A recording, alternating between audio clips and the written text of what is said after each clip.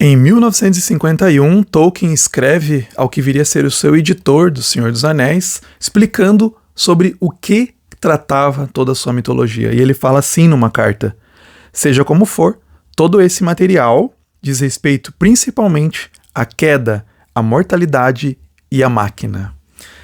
Então eu estou aqui para falar sobre essa grande obra, grande em todos os sentidos, as cartas do Tolkien. E essa edição, uma edição nova, saiu aí em 2023 pela HarperCollins, e ela traz mais cartas do que a edição antiga que tinha. Eu tenho essa edição antiga, inclusive achei uma vez no sebo e paguei bem barato nela, achei no sebo nos Estados Unidos, e na verdade no Canadá eu estava num evento falando sobre Tolkien, Jaquelu, e tinha uma estante só dos Inklings. Eu fiquei deslumbrado lá, foi muito legal. E aí eu comprei essa edição barata, e aí foi a primeira vez que eu tive contato. Já tinha contato com as cartas por outras formas. Essa carta que eu li agora, esse pedacinho, esse trecho, tá no início do Silmarillion.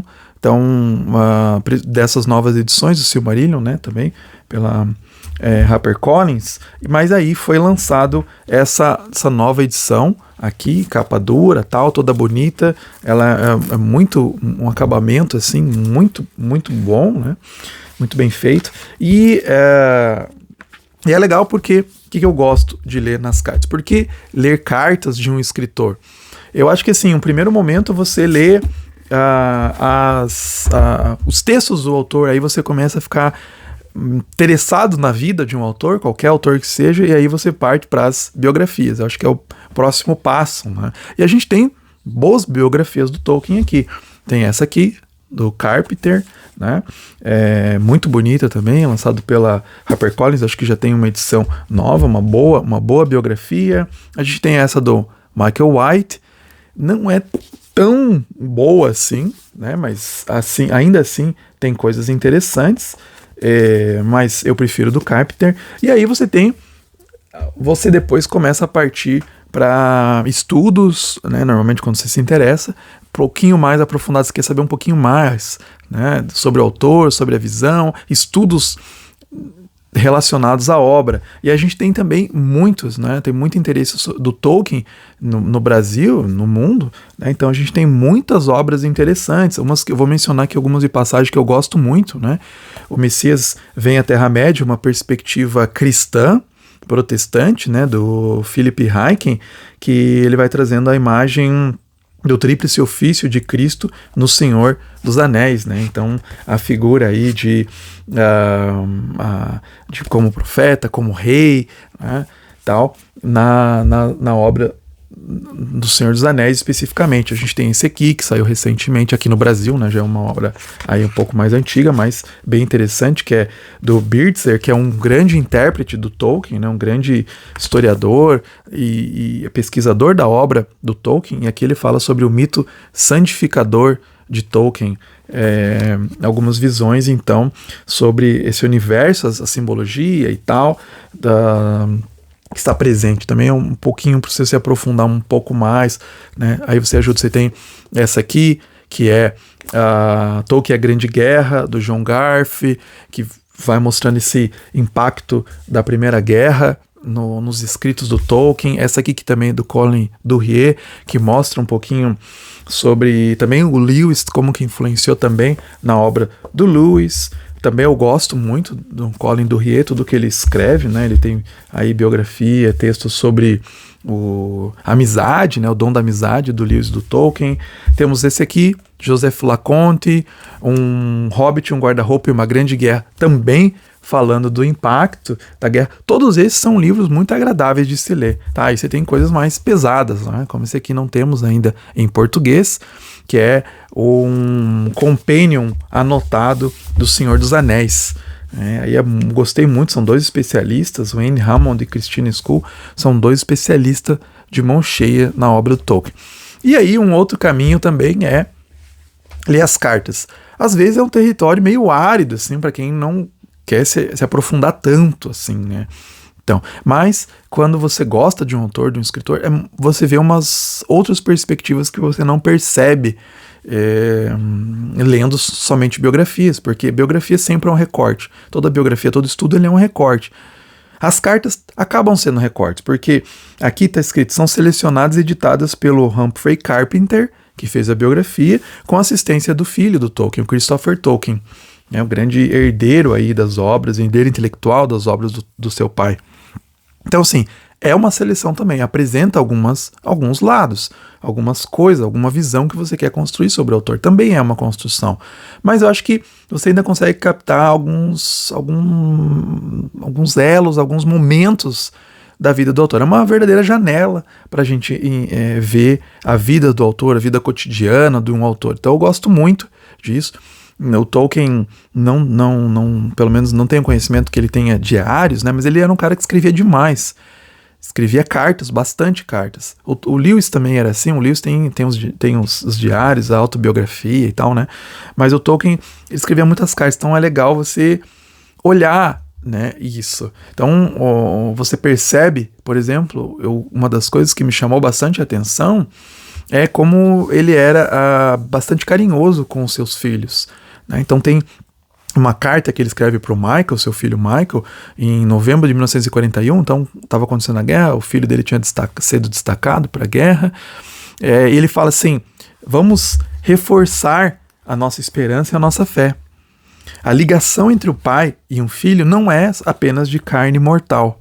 Deve ser algo de aeternitas, deve ter algo de eternitas nela. Então você vê assim, muito, muito carinhoso sempre as cartas para os seus filhos, é muito legal você perceber isso.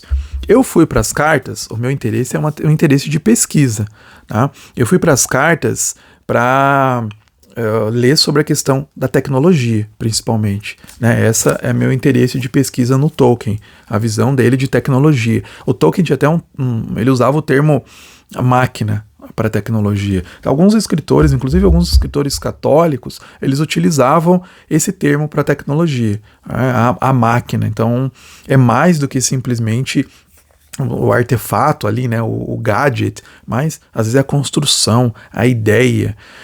Então por isso que ele fala assim, quando ele está falando para o editor dele, do que se trata a minha obra? Olha, toda a minha obra, todo o Legendário, desde depois do Silmarillion, que cronologicamente ele foi um dos últimos livros que ele escreveu, né? Mas passando pelo Hobbit, pelo Senhor dos Anéis, vai tratar sobre esses 3 temas. E ele vai falando isso em várias cartas, não só nessa carta, mas em outras cartas, né?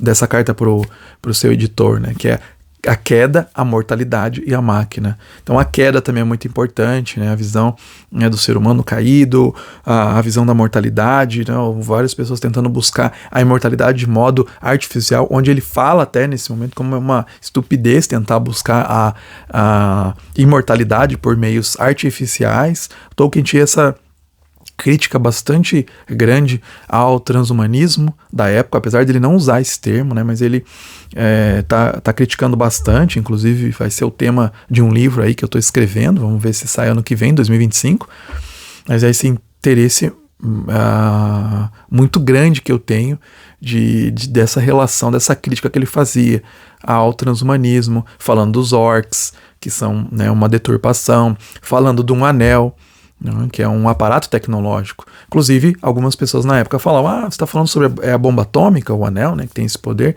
Fala, não, né, não é. Ele escreve em carta isso, né?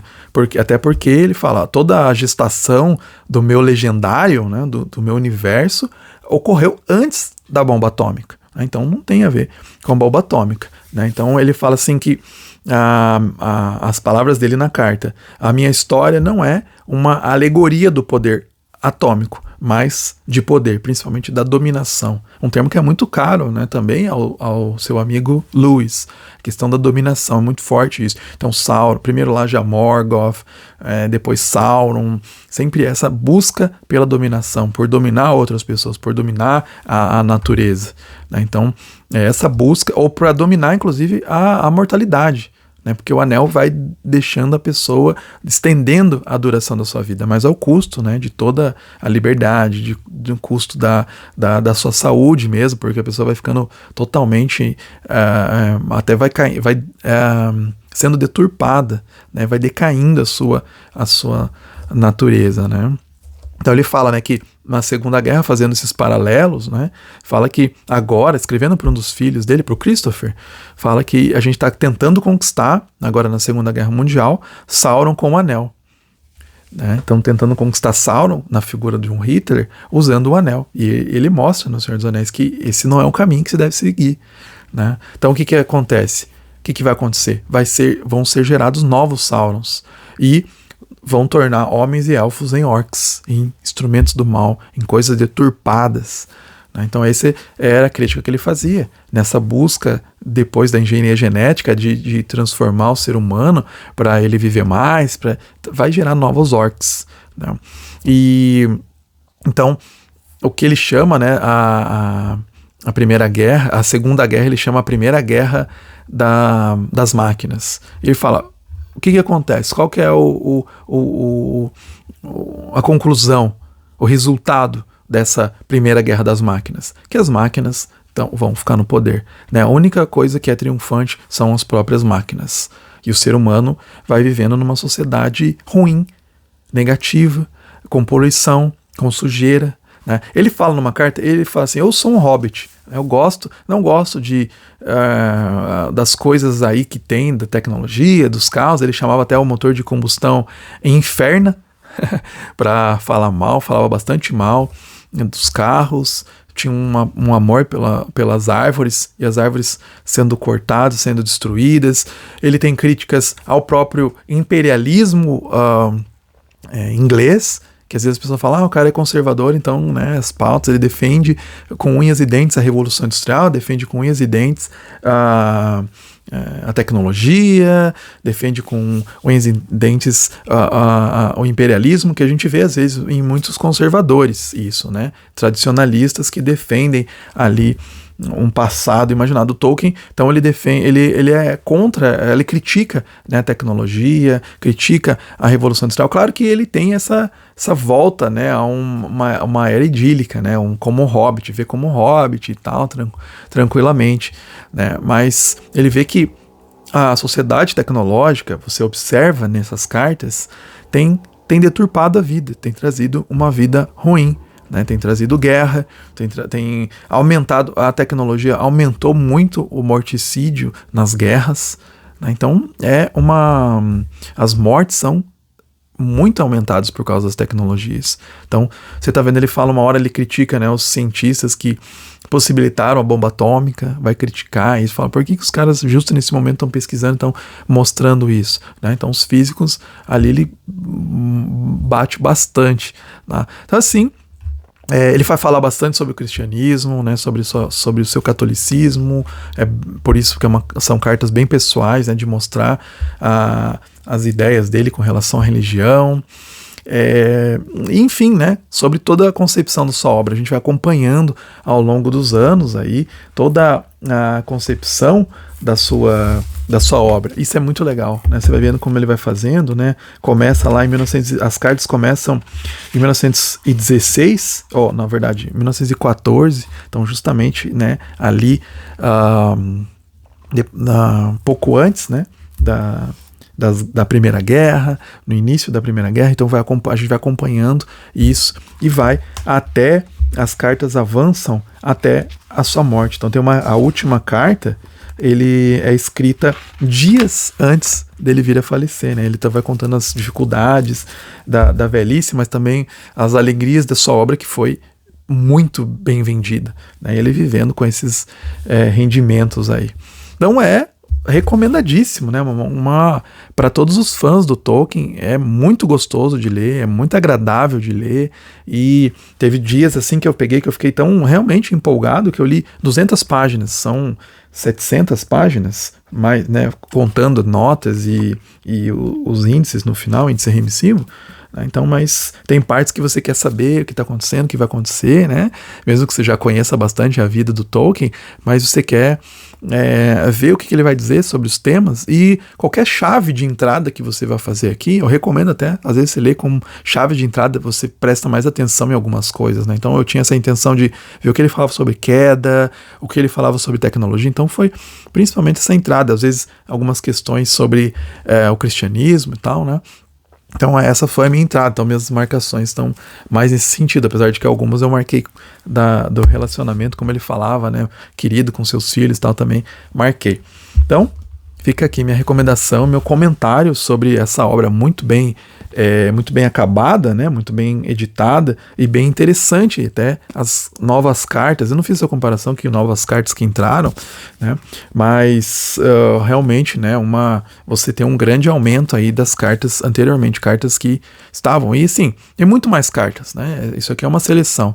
Tem muito mais cartas aí, muito mais escritos, mas é um belo panorama sobre a vida desse grande escritor que é muito querido por muitos de nós.